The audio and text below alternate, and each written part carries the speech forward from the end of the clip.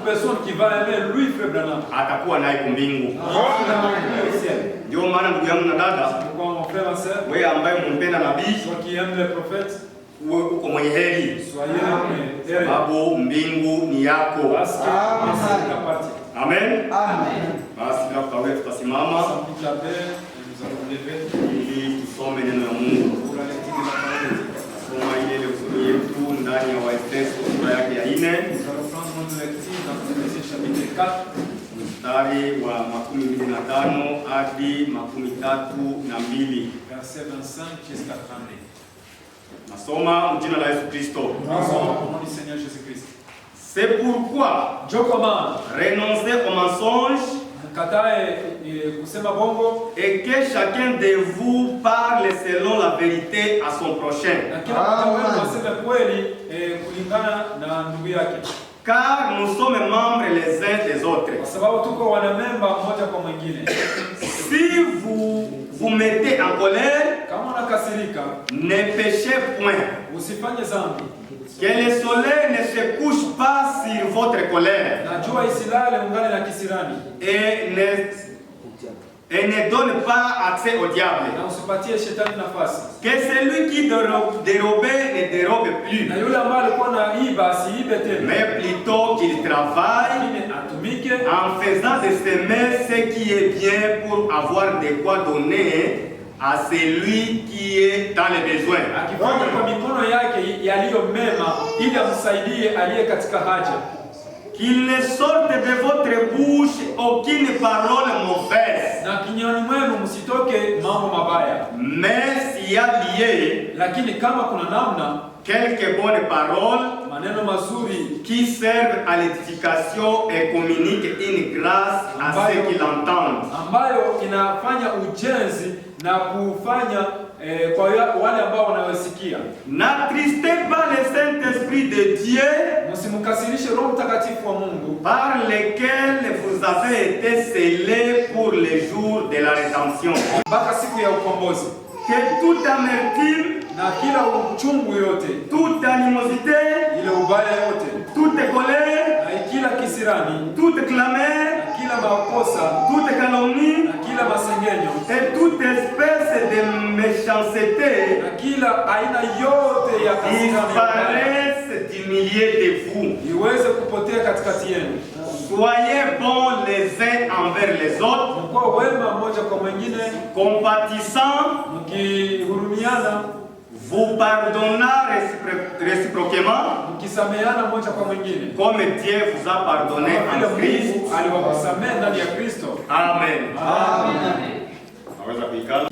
Milele Yesu, Nous te disons merci Amen. nasema tena asante jioni pour ton amour, pour ta grâce envers nous. kwa upendo wako na kwa neema yako kwetu. Merci parce que tu nous as connus dès les avant la fondation du monde. Alléluia. Sababu ulitujua tangu misingi ya dunia haijawekwa, Tu nous as cherchés, ulitutafuta, tu nous as appelés, ulituita, Amen. tu nous as sauvés. ulituokoa. Si on peut nous appeler même frères, Kama wanaweza tuita hata wandugu, c'est par ta grâce. ni kwa neema yako. Si nous sommes sauvés, Kama tuliokolewa, c'est par ta grâce. ni kwa neema yako. Nous n'avons rien payé, Hatukulipa chochote, mais seulement ton amour envers lakini nous. upendo wako kwetu. Nous, que c'est toi, Lakini tunajua ya kwamba ni le wewe seul interprète de ta parole. Amen. Et comme tu as envoyé ton prophète, Yesu ulituma nabii wako il a interprété toute la Bible. na Biblia Et yote. nous avons l'éclaircissement de chaque promesse. Na tuko na uchaguzi wa Amen. kila ahadi. Comment ça a été confirmé Namna gani ilithibitishwa dans notre temps. katika wakati Que wetu. ton nom soit loué. Jina lako libarikiwe. Que ton nom soit béni. Jina lako libarikiwe. Ôte-moi du chemin. Niondoe njiani Et que toi seul, na wewe mwenyewe tu puisses prendre la prééminence. Amen. Et que tu puisses dominer cette salle. aweze kumiliki Alléluia. Ciel jusqu'au dernier bas. Amen. Mpaka kiti ya mwisho. Bénis tout un chacun de Bariki nous. kila mmoja wetu. Au nom puissant du Seigneur Jésus-Christ. Bwana wetu Yesu Kristo. Amen. Amen. Mungu awabariki. Amen.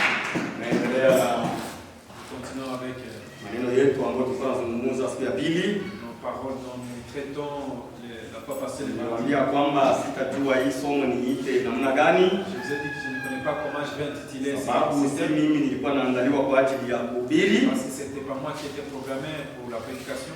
lakini sawa vile askari inabidi kuwa tayari kila wakati. Comme Amen. il faut toujours être prêt. Ndio maana niko pale tu C'est pourquoi je suis simplement ici. Sema acha tuendelee tu ndani ya angle ambao mchungaji alikuwa ndani. Je me suis dit que nous puissions continuer dans le même angle. Tuzungumze kidogo kuhusu ukombozi.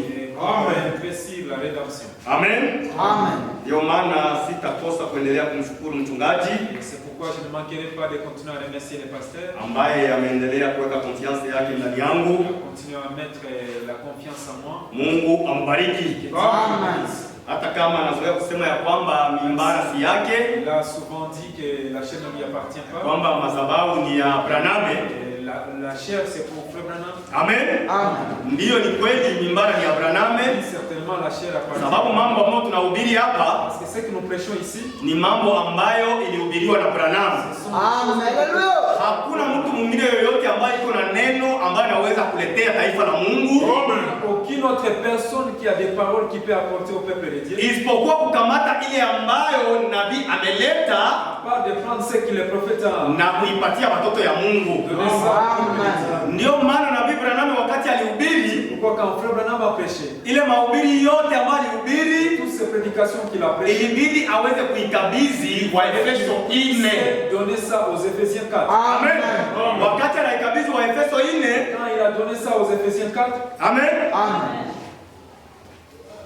Ili neno ya Mungu pour que la parole de Dieu ipate kujenga bibi harusi, puisse édifier l'épouse de Christ. na wale wa Efeso 4:10, Ces Éphésiens chapitre 4 verset 10, amen. Amen. Njoo wale ambao wanazunguka fasi yote mdunia ce sont là qui entourent le monde entier kwa ajili ya kutangaza habari njema, Amen. lakini hawazunguruki tu bure bure, ne contournent pas wanapaswa kutembea katika taratibu.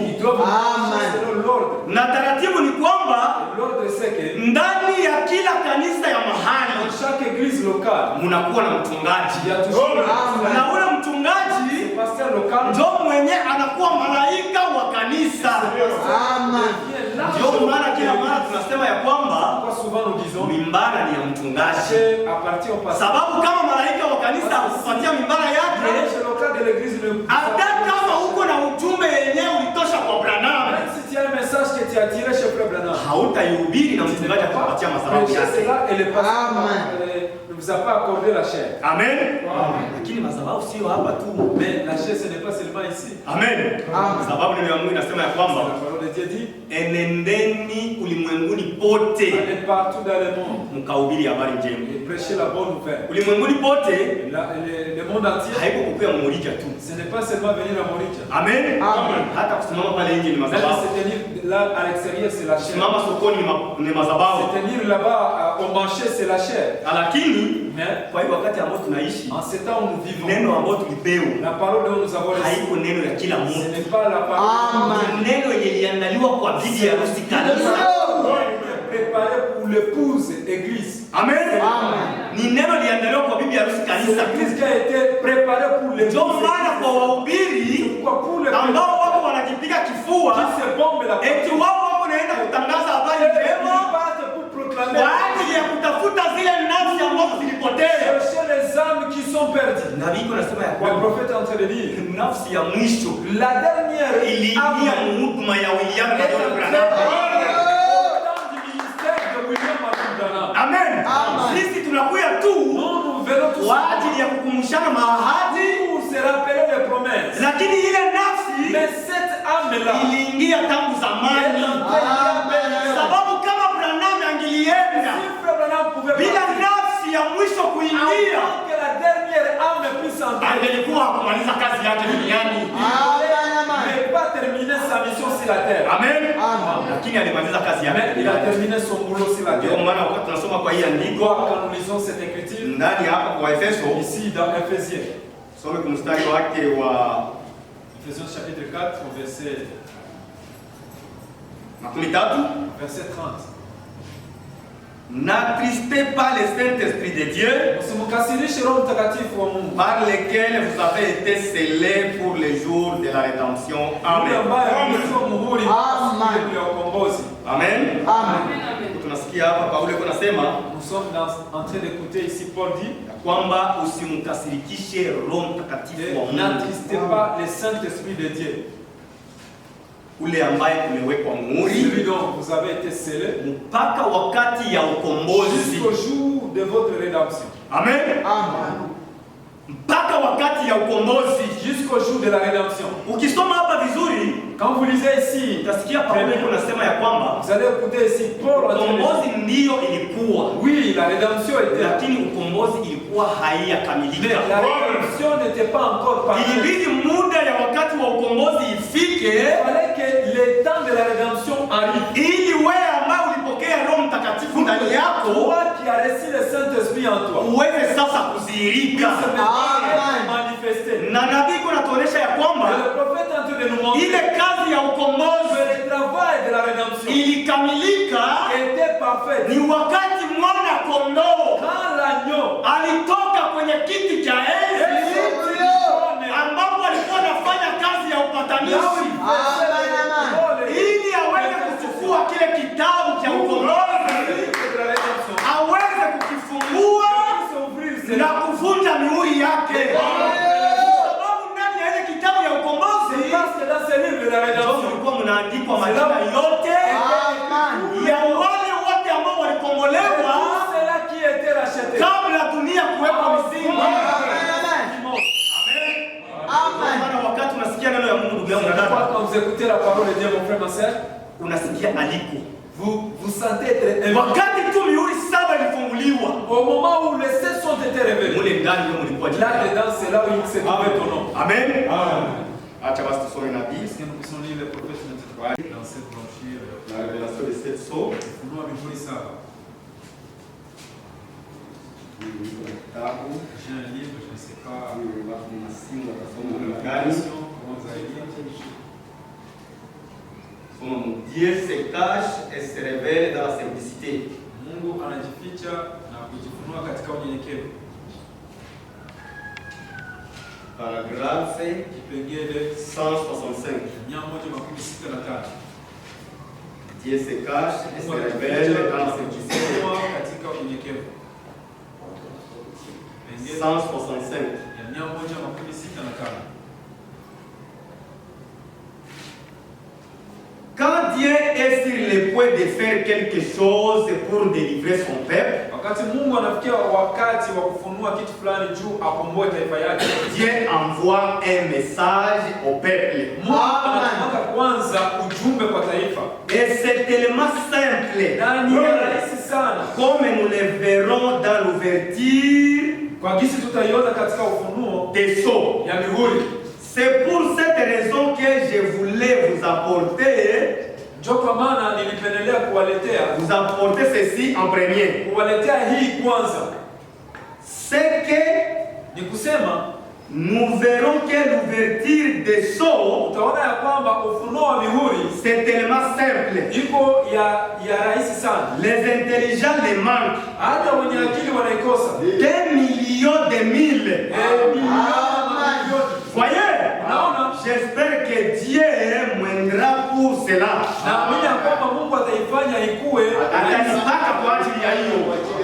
Voyez? Amen. Ça passe par-dessus. Par-dessus simplement. Et c'est pour ça que j'ai pensé que le message de ce soir conviendrait bien pour poser un fondement sur la simplicité de Dieu. Vous voyez la manière dont Dieu se cache dans la simplicité. Amen. Wakati yote ni Mungu anataka kuleta neno yake kwa taifa lake. Tout le temps quand Dieu veut apporter la parole à son peuple. Kwa ajili ya kukomboa taifa lake. Pour sauver son peuple. Mungu anakuwa na mtu ambaye anatumikishaka.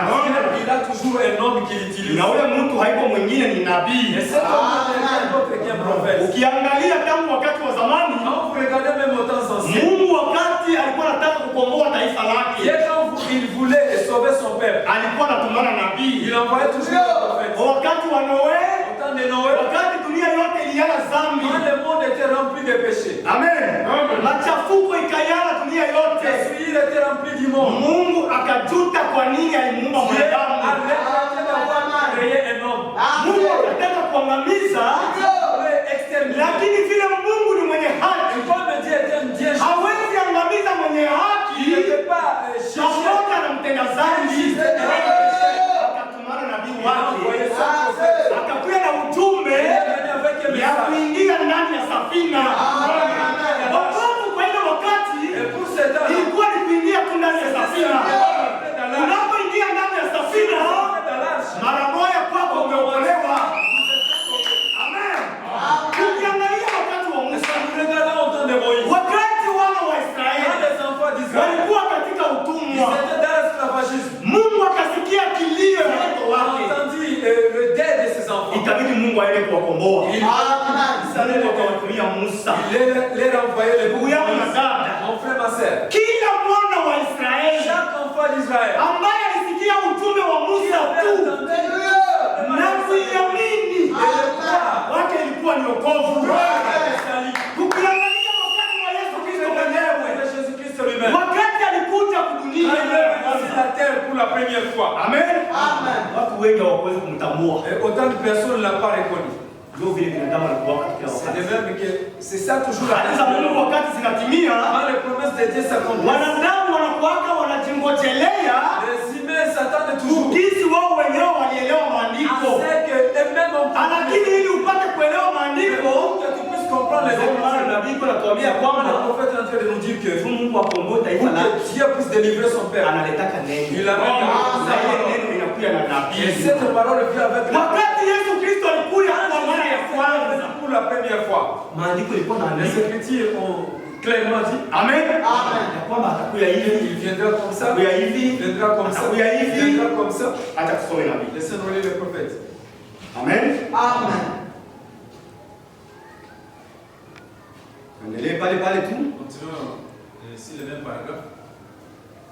Et de même au temps de Moïse, remarquez une autre époque de délivrance.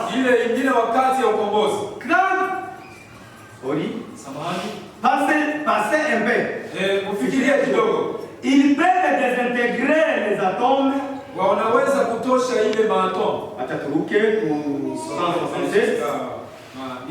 Maintenant remarquez, Moïse, Moussa, le jour où Dieu a été sur le point de délivrer les enfants d'Israël, selon sa parole, qu'est-ce qu'il a fait? Il a choisi une famille toute simple. Nous ne savons rien d'eux. Vous voyez? Tout ce que nous savons, c'est que c'était un fils de Lévi. Vous voyez? Et alors, et son épouse, il était probablement qu'un simple tripoteur. C'est ce que le monde en penserait. Là-bas, en train de fabriquer des briques pour l'ennemi. Et il n'était qu'un esclave. Un esclave quelconque au milieu d'Israël. Mais Dieu a choisi cette famille-là pour y susciter les délibérateurs. Une famille juive comme les autres. C'est tout. Il n'a pas du tout choisi quelqu'un de famille royale. Une célèbre. Ou quelque chose déjà. Il n'a pas même choisi un sacrificateur. Il a choisi une simple famille comme les autres. Voyez la simplicité. Remarquez ce qu'il a fait ensuite. Il a fait naître un enfant. Un simple être humain. Amen. Il aurait pu décréter que c'est le soleil les délivrer. S'il avait voulu, il aurait pu décréter que les vents les délivraient. Il aurait pu décréter décréter qu'un ange le délivrait. Angeweza kutangaza malaika aweze kuwakomboa. Oh, alléluia. Alléluia. Dieu peut faire ce qu'il veut.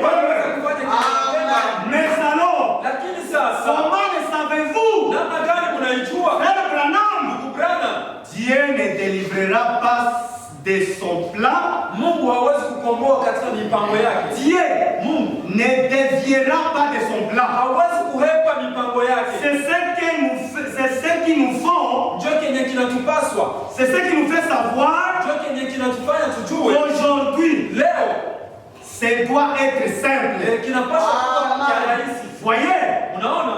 Donc, Ni kusema il œuvre toujours dans la simplicité. anatumikana kila mara katika unyenyekevu. Mais Dieu, Lakini Mungu au commencement, hapo mwanzo il aurait pu faire en sorte que ce soit le soleil angeweza kufanya ikuwe njoo jua qui prêche l'évangile, ambayo iweze kutangaza ou injili, que ce soit le vent au ni upepo qui prêche l'évangile, iweze kuhubiri ou ujumbe, que ce soit les anges au malaika qui prêchent l'évangile. ambao wahubiri neno. Mais Lakini c'est l'homme qui l'a établi. mwanadamu ndio mwenye alitiaka pale, Il ne change jamais ça. yeye anabadilishake kile, Il n'a jamais établi trois points. hajawahi kutia nukta Il tatu, n'a jamais établi de dénomination. hajawahi kutia sehemu, Il n'a jamais établi de groupe d'hommes. hajawahi kutia watu. Il a établi l'homme Aliweza katia pour prêcher l'évangile. Pas de machines hawana hiyo mashine ou des inventions mécaniques hao ya kutengenezewa ou quelques êtres angéliques. hao malaika fulani. C'était l'homme. Amen. Mungu Chaque fois l'homme anachaguaka ni mwanadamu tu. chaque fois Dieu choisit l'homme, Hapana kitu ingine. pas rien d'autre. Et quand il a apporté la délivrance au peuple là-bas, Na wakati alileta ukombozi kwa ile taifa kule, il a envoyé un simple être humain, alituma tu mwanadamu né dans une simple famille, lakini katika familia au milieu d'une bande d'esclaves. katikati ya ile familia wa kitu. Oh là là! Oh là là. Quel Dieu merveilleux! Ni Mungu gani wa Il ajabu. se dévoile dans la simplicité. Maintenant, Sasa remarquez, kamueni il l'a fait instruire dans la sagesse. aliruhusu afunzwe katika hekima ya ulimwengu Pour qu'il puisse échouer. juu hawezi kufeli, Pour montrer que ili aonyesha kwamba nous ne pourrons pas être délivrés par la sagesse. hatuwezi kukombolewa na hekima. C'est par la foi que nous sommes délivrés. Tunakombolewa. Amen. Samahani. C'est par la foi que nous sommes délivrés. Ni kupitia imani ndio Il tunakombolewa. a laissé aller recevoir une instruction tellement solide Akaacha akamruhusu aende kupokea ile hekima, mafunzo ya nguvu, qu'il pouvait enseigner la sagesse aux Égyptiens. kwa jinsi angeweza kufundisha hekima kwa Il Wanamisri. était tellement intelligent. Alikuwa na akili sana. Dieu était avec cette famille Na de Mungu gens alikuwa pamoja na ile familia ya wale watu tout simples ambao walikuwa qui wanyenyekevu, ne savaient peut-être même pas écrire leur nom.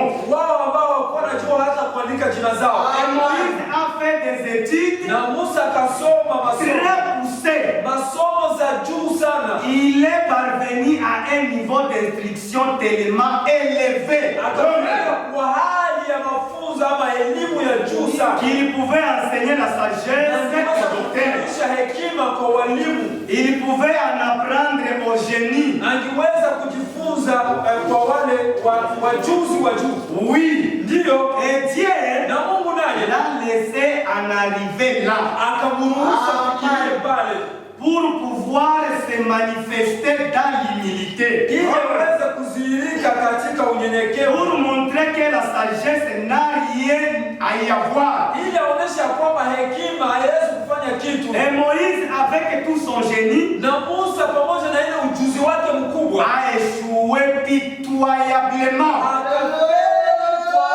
Il est resté en arriver là Mungu aliruhusu afikie pale pour arriver à ses fins, ili afikirie kwenye mwisho wake, pour qu'il échoue. ili aweze kufeli. Et effectivement, Na kweli kabisa il a échoué alifeli et il est tombé. na akaanguka. Donc, Ni kusema pour montrer que ili aoneshe ya kwamba ce n'est ni par la force, haiko kupitia nguvu ni par la puissance, au kupitia uwezo ni par la sagesse d'Égypte, ya Misri, ni par la sagesse de nos écoles, kupitia hekima ni ya shule par la puissance de nos séminaires, au kupitia semina ni zetu par au le nombre de notre organisation, idadi za miundo yetu, ni par la puissance de notre enseignement savant, nguvu za ile mafundisho yetu ya kielimu ya juu, mais lakini c'est par mon esprit qui sa sagesse. hekima yake C'était ilikuwa volatilisé, ni kurusha elle avait disputé, na disparu. na iliweza kupotea Quand elle a rencontré Dieu wakati alikutana na Mungu dans les buissons ardents, katika kichaka cha moto, il a ôté ses souliers, akaondoa il viatu vyake s'est abaissé devant na akashuka Dieu mbele yake et il a tout oublié. na Apporter la délivrance. Mungu juu alete ukombozi, Il a dit l'instruire dans la sagesse, alifanya mwanze katika hekima afin de les laisser faillir, ili mwache afeli, pour montrer qu'on ne peut pas s'appuyer sur les bras de son propre entendement. ili amweleweshe ya kwamba hawezi kutegemea kuelewa kwake mwenyewe Ni sur l'entendement de qui que ce soit au propre. kuelewa kwa mtu yeyote yule. Il a laissé faillir Akamwacha afeli pour montrer sa main. ili aoneshe mkono wake. Pouvez-vous voir ça? Je, mnaweza L'Assemblée dit Amen. La raison pour laquelle Dieu a fait ça, yenye inatuma Mungu alifanya vile. Mungu kwa ajili ya kukomboa taifa lake Dieu pour sauver son peuple, anatumikishaka mwanadamu, il utilise toujours un homme. na ule mwanadamu si mwingine, Cet homme-là n'est rien d'autre. ni nabii kwa kila kizazi. Lakini shida ni kwamba Le problème en est wakati yenye Mungu anakuja kutimiza sasa ahadi yake quand Dieu vient accomplir ndani ya ule mwanadamu ambao Mungu dans alichagua cet homme-là qu'il a choisi kwa ajili ya kutimiza zile ahadi, pour accomplir ses promesses, wanadamu wanaenda kando kila les wakati. gens ou les hommes Sababu gani wanadamu wanaenda kando? pourquoi les hommes tapent à Ni côté? juu tu wanabakiaka na ile kuelewa kwao, Parce qu'il reste avec les baadhi ya kutingojelea kwa ule mtu ambaye Mungu alituma kwa ajili ya kuleta ufunuo, na kinatumaka wasifikie kuelewa cause à ceux qui ne parviennent pas à shida ya kutokubali ule mtu ambaye Mungu alitumana.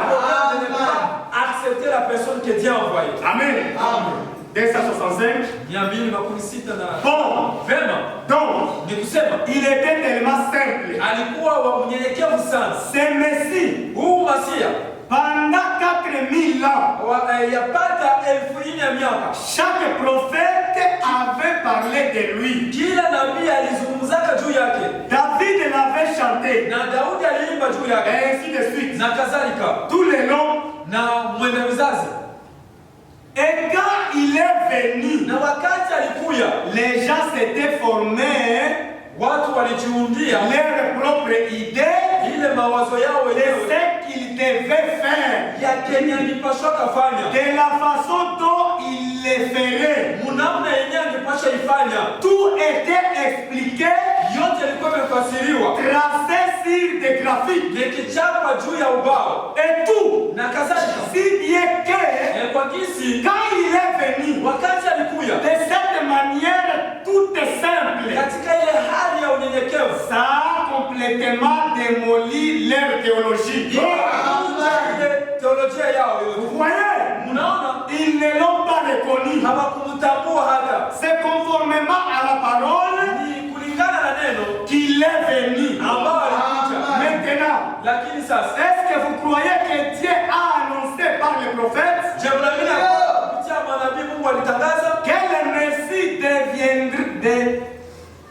que le Messie ya kwamba Masia viendrait d'une manière bien précise? angeweza kuja katika namna ambayo inakamilishwa. C'est dommage que nous n'ayons pas Ni aone ya kwamba hatukuweza à peu près une heure encore devant nous hatuna tena saa ya zaidi mbele pour yetu expliquer comment ça s'est passé. tufasirie namna gani ilipitikana. Voyez, Unaona, mais lakini nous savons tous tunajua ya kwamba comment ça s'est passé. namna gani La plupart d'entre nous, zaidi ya watu comment katika Dieu avait dit namna gani Mungu alisema qu'il viendrait ya kwamba atakuja et comment na namna gani toi Bethléem wewe de Judée, Yerusalemu wa Yudea tu n'es pas le plus petit, tu n'es pas hauko la plus petite hauko mdogo zaidi entre trois points katikati ya nukta tatu et ainsi de suite, na kadhalika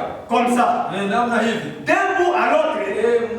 pande moja na Et nyingine comment il agirait na namna gani et angeliweza ce qu'il ferait. lakini angepasha fanya. Voyez, Unaona? et pourtant, Na japokuwa il était tellement simple alikuwa mrefu sana que kwa gisi ces grands érudits wao wasomi wakubwa avaient tellement tout mélangé waliweza kuvichanganya qu'ils n'ont pas saisi. na kwa gisi hawakuelewa, Mais, lakini vous savez, mnajua bien que Jésus n'est pas venu contrairement à la parole, hata Yesu hakukuja kinyume ya maandiko, il est venu conformément à la parole. alikuja kulingana na maandiko, Mais, lakini contrairement à leur interprétation. kinyume na mafasirio yao. Voyez, Unaona, il enseignait des choses qui allaient à l'encontre de la formation ecclésiastique. alifundisha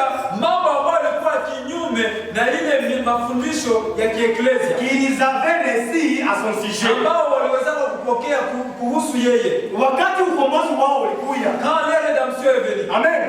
Wakati alikuja kwa mara ya quand kwanza. il est venu pour la première Baada ya kukomboa mwanadamu, pour racheter l'homme, huko faso yenyewe il y a une façon dont watu walikuwa na mmoja déjà les rattacher kulingana na kisi Biblia ilikuwa comme inaandika. la Bible était écrite. Amen.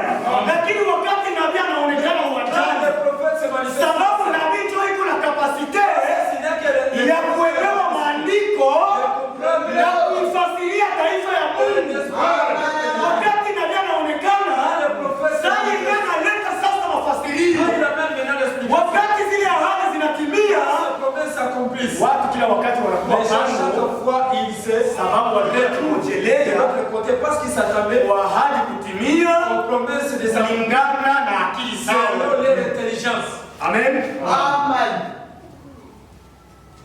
Bon, Vema, il disait là, walikuwa wanasema par exemple, kwa mfano, quand le Messie viendra, wakati Masia atakuya, certainement qu'il viendra au temple kwa hakika atakuja kwenye et qu'il hekalu dira, na atasema, Kaifa, oh, le nom de celui qui sera souverain, ou le nom de celui qui sera souverain sacrificateur. au jina la yule ambao atakuwa kuhani mkuu. Naliko naonesha Le prophète est en train de montrer wakati neno la Mungu inatimia. quand la parole de Dieu s'accomplit. Maandiko ilikuwa nasema Les Écritures disaient, wakati yenye atakuja kwa mara ya kwanza. il viendra pour la première fois. Amen. Amen. Kisoma ndani ya Malachi 4 Si vous le lisez katika Malaki sura 4, chapitre 3, Malachi chapitre 3, Malaki sura 3, neno la Mungu nasema la parole de Dieu est en train de dire, eti mbele ya kuye avant de venir, anatumana kwanza mtumishi wake mbele yake, il va d'abord envoyer son na wakati ule message. mtumishi wake atakuya Ah, son serviteur sera nyuma sasa, et après lui-même, Bwana mwenyewe le Seigneur lui-même atakuya na ataingia ndani ya hekalu. Nabii iko nafasiria hapa. Sio maandiko ilikuwa les inaandika, Écritures disaient, lakini mais ile hekalu ce temple-là, wanadamu hawakuwa wanajua ni hekalu gani. les gens Walikuwa wanafikiria ya kwamba pensaient que ni ile hekalu yenye Sulemani c'était le alijenga, temple que Salomon avait ambao makuhani fait, dont les sacrificateurs, wanaikala ndani. ils étaient assis dans Ndio le maandiko temple. nafasiria C'est là que le sasa. prophète est en train d'expliquer maintenant. Amen. Et qu'il dira, Et Natasema, Kaifa, ou le nom de celui qui sera souverain sacrificateur. jina ya ule ambao atakuwa kuhani mkuu. Je suis arrivé. Nimefika. Il viendra Atakuya accompagné de 10 millions d'anges. na akisindikizwa na milioni 10 chini ya malaika pour l'acclamer. juu ya kumshangilia. Le Dieu dira, Mungu atasema, très bien, les amis. Marafiki zangu, En bas, wako chini, vous êtes vraiment une église puissante. muko kanisa la nguvu kabisa. Vous êtes mon peuple. Muko taifa langu. Je vais tourner Na nitageuka la manivelle, ile iyo chombo, chombo ya kutembeza et faire descendre la parcellerie, na nitaruhusu ile la parcellaire du ciel, na nitaruhusu ile Kazi ya Mungu. kazi ya Mungu, ngazi ya Mungu. Je vous envoie le Messie ce matin. Ninawatumia Masia hii asubuhi, Elle va se poser juste ici, na atasimama hapa kabisa dans la cour. ndani ya kiwanja, Tout le peuple ira là. na watu wote wataenda kule, na watasema Docteur Intel. oh, mwalimu fulani. Wapi? Docteur Intel. Mwalimu fulani. Vous, wewe, un docteur Intel, na mwalimu fulani, vous pouvez vous placer en avant mnaweza kusimama mbele pour l'accueillir en premier. kwa ajili ya kumkaribisha kwanza. Vous voyez? Naona c'est ce que les Écritures ndani ya Biblia. c'est ce qui était écrit. Kwamba sasa Bwana atakuja, Quand le Seigneur viendra, ataingia ndani ya il va hekalu yake. entrer dans son Sasa temple. kulingana na akili ya kibinadamu, Selon l'intelligence de l'homme, watu wanadhania les gens pensent mbele ya kuye avant qu'il vienne, utakuwa kwanza kwa malaika, il y aura d'abord 10 anges. anapiga baragumu, Ils vont sonner des anatayarisha taifa préparer les na kuambia wale wa Korani, disant aux sacrificateurs, etimia Mungu mimi nakuja sasa. maintenant. Kisha wale wa Korani Et après ces sacrificateurs, wanatayarisha daktari fulani, ils vont préparer wanamtia sasa wewe ndio utakuwa pale mkiwanja ya hekalu. qui sera là-bas dans la Sasa yeye anakuja, il va venir. tutampokea hivi, tutamwimbia nyimbo hivi, tutafanya hivi na hivi, sawa sawa na jinsi watu Et de même que les wanasoma maandiko wakati atakuja kukuja kwa Mungu. Watu watakuja kwanza, wazima wanabadilika, shie bote tunaruka ndani, tunaenda kumpokea hewani. Ndiyo maandiko. Je, umepokea nabii ili akufasirie wakati atakuja? Ile andiko inasema nini? Cette écriture dit quoi clairement? Donc nabii kunasaidia hapa. Amen. Kwa maana watu C'est pourquoi les gens wako wanapita kando ya wokovu wao. Wokovu yao imekuja, est déjà venu. lakini watu Mais les gens, hawakutambua. Tunaenda chunga wokovu, ils attendent encore les saluts. itakuwa wokovu uko katikati yao.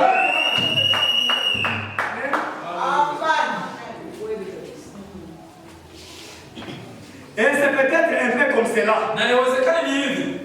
C'est peut-être un peu Inawezekana comme ça kama hivi qu'il pensait. ambao walikuwa wanafikiria. Il pense aujourd'hui. Wanafikiria leo. Maintenant, Sasa je sais que ninajua ya kwamba ça, hii ça peut sembler un peu inaweza kufanana kidogo téméraire, ya ya kuogopesha, kuogopesha. kama ya kuchanganya. Mais Lakini j'essaie de vous faire remarquer quelque chose. najaribu kuonesha kitu fulani Et voilà. na muangalie C'est comme ça que ça va se passer. vile Et si ça n'arrive pas comme ça, kama vifikirie ce vile n'est pas vrai. haiko kweli, C'est un antichrist. ni mpinga Kristo. Voyez? Unaona, Wale watu walikuwa wanasanii. c'est comme ça que les gens Wanasema kama havifanyiki vile jinsi maandiko ilisema ndani ya ça Biblia. s'accomplit pas comme les Écritures étaient prédites. Amen. Amen. Maana atakuwa ni antikristo. Donc ça serait Na ndio vile vile leo. c'est de même aujourd'hui. Wakati watu unawaambia kwamba Quand les gens voulaient kuja kwa pili kumefanyika. que la seconde venue a déjà été Wanasema kwamba ni false ils disent doctrine. que ni mafundisho mubaya. Amen. Tusikie na Kristo. Laissons-nous écouter les Atatuambia kama ni mafundisho ya mbaya si c'est une fausse doctrine. wala kama ndio mafundisho ya kweli. C'est ça la fausse doctrine. Amen. C'est l'antichrist. Ni mpinga Kristo. Vous voyez? Unaona? Alors ce ne sera pas ça. Sasa haitakuwa hiyo. Et alors, Na sasa ensuite, kisha ce qui descendra ensuite, yenye itashuka baadaye ce sera à peu près 10 millions d'anges itakuwa ni milioni 10 ya pour malaika l'acclamer juu ya kumshangilia avec leur fanfare. na ile mafafare yao, Et ils vont atterrir là-bas na watashukia dans pale la cour ndani ya uwanja où Salomon a ambao Sulemani alijenga hekalu. Anasema Wale wanasema ils seront là un peu partout watakuwa pale dans ces lieux saints ndani ya ile mahali où patakatifu des saints ambao watakatifu et des sages sont morts wenye hekima walikufa et tout. na kadhalika. Oui, Ndiyo Jésus a dit, Yesu alisema, vous hypocrites, nyinyi wanafiki, vous fils du diable, il a dit, alisema vous ornez le tombeau munapaka des prophètes ile makaburi za manabii et ce sont vos pères na ni baba zenu qui les y ont mis. ambao waliwatia mule ndani. C'est vrai. Ni kweli. Voyez Unaona que l'homme juste ya kwamba mtu mwenye haki et les prophètes na manabii vous ont été envoyés waliwatumiwa, et pourtant na japokuwa vous avez tué chacun d'eux. muliua kila mmoja wao. Voyez, Unaona mais sasa quels sont ceux qu'il appelait justes?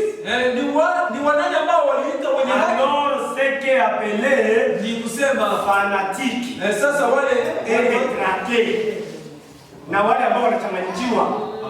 Kenye Mungu alikuwa anaita cha haki, wao wanakiita kwamba ni cha mtu wa kuchanganyikiwa. ce que Dieu appelait et appelait ça folie.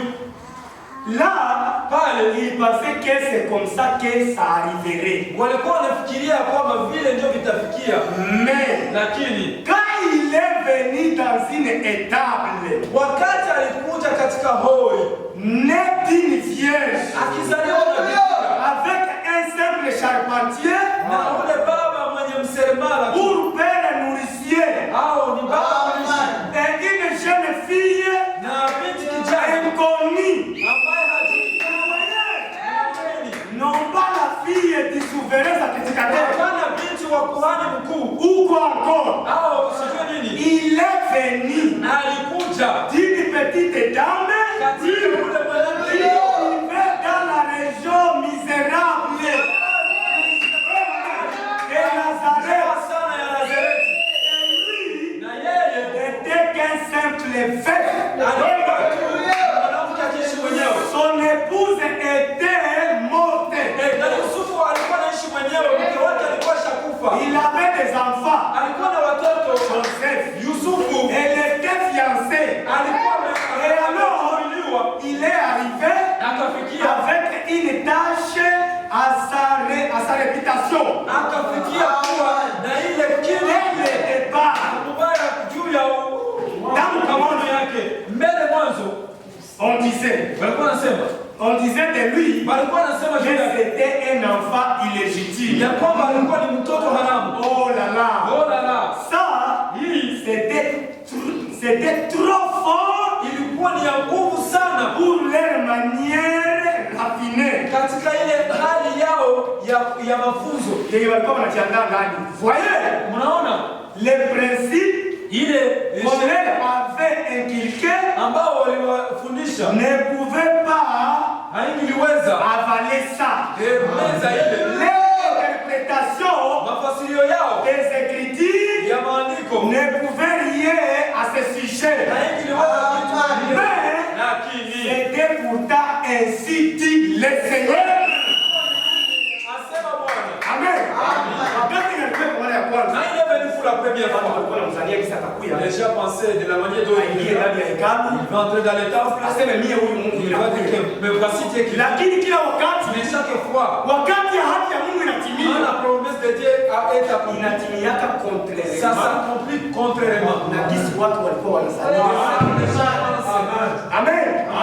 Inatimiaka kinyume na gisi watu walikuwa Ça wanazania. s'accomplit contrairement à ce que les gens pensent. Juu ya nini? Pourquoi Maandiko les Écritures, tangu mwanzo, avant le commencement, tangu mwanzo depuis la Genèse mpaka Ufunuo jusqu'à l'Apocalypse, inaandikwa kwa mfano. Hii Biblia yote toute cette Bible, inaandikwa kwa mfano. elle est écrite en symbole. Utanisamehe kwa hiyo utamshi. Vous allez me pardonner pour ce terme. Ndio maana kila wakati mimi nikisoma Biblia C'est pourquoi chaque fois que moi je lis la Bible, na mimi nasoma na Biblia na je lis le prophète Branham, ninasema ya kwamba je dis souvent que Branham alikuwa kuisha Biblia. Branham est venu corriger la Bible. Amen. Utanisamehe kwa ile matamshi. Pardonnez-moi pour les termes. Amen. Sababu hii Biblia Parce que cette Bible, kama unaisoma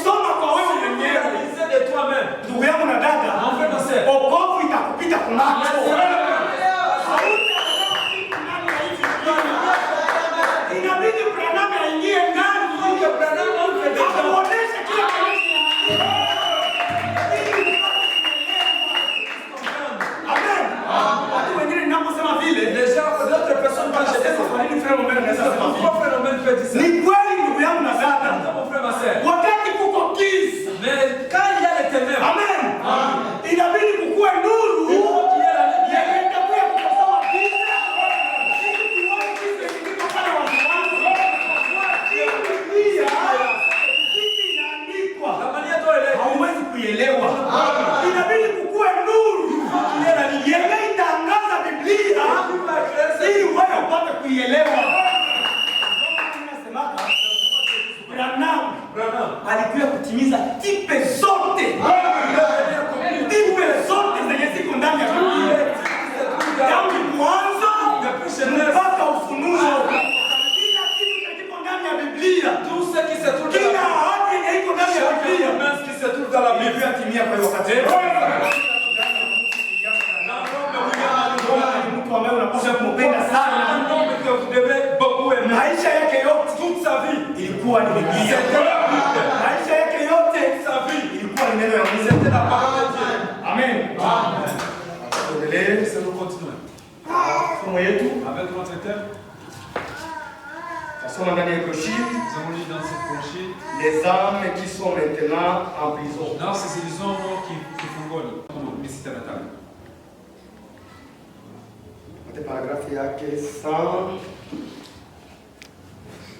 Paragrafu 148. Pengele ya 148. Et Jean regarda pour voir un agneau, Na Yohana akaangalia juu aone mwana ou kondoo plutôt pour voir un lion. au aone pia simba. Sorry, Samahani. acha tuanzie hapa 100.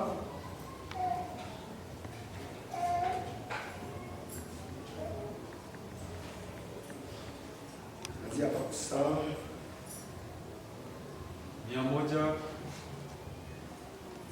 Puissant ya nguvu émerveillé na kiajabu dans l'âge des nations. ndani ya kizazi cha mataifa. Cette trompe dans l'âge des nations, Katika kizazi ya mataifa cette trompe assurément. wanajidanganya sana. L'âge de l'église Kizazi cha kanisa et tout ce qui se passera na yote ambao itapitikana pendant le règne des nations wakati wa utawala wa se mataifa trouve dans Apocalypse iko ndani ya Ufunuo. de 1 à 3.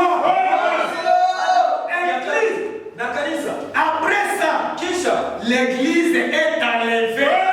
inanyakuliwa Et a été prise en haut. na inachukuliwa huko Et le reste na mabaki jusqu'au chapitre 19. mpaka kwenye sura C'est ce qui arrive à la race juive. John yenyewe inafikia kwa hiyo Après que ya l'église Wayahudi. est montée, c'est le temps de la grande tribulation. Wakati wa siku kubwa Plus rien n'arrive parmi les gentils. hakuna kitu ambacho kinafika na Les massacres ile kuuawa et tout ça. na kadhalika. Comme nous le verrons Kwa kisi tutaiona quand nous y arriverons. wakati tutafikia hapo. Mais Lakini l'église elle-même yenyewe est partie na au dernier verset kwenye shairi ya du mwisho chapitre 3 de ya l'Apocalypse. sura ya tatu ya Ufunuo. Lorsque l'ange de l'église de Laodicée, Malaika wa kanisa wa le Laodikia dernier âge ule ile kizazi se termine. Amen. Et nous avons pris chaque âge de l'église, na tulichukua kila kizazi cha chaque époque, kila wakati, chaque chose qui est arrivée, kitu ambacho kilifikia chaque étoile na kila et nyota chaque messager. na kila mjumbe Leur nature, ile maumbile yao ce qu'ils ont fait. yenyewe walifanya Et nous avons suivi cela à travers na l'histoire. kufuata hiyo Jusqu'au tout dernier, mpaka kwenye ule wa mwisho c'est dessiné inachapwa la même